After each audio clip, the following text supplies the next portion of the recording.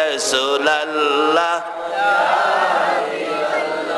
আমার মৌতের নিদান কালে থাকিয়েন নবী গো আমার শিয়রে আমার মৌতের নিদান কালে থাকিয়েন নবী গো আমার শিয়রে দেখিব আপনাকে নয়ন বরে ইয়া রাসূলুল্লাহ ইয়া হাবিবাল্লাহ ইয়া রাসূলুল্লাহ ইয়া হাবিব।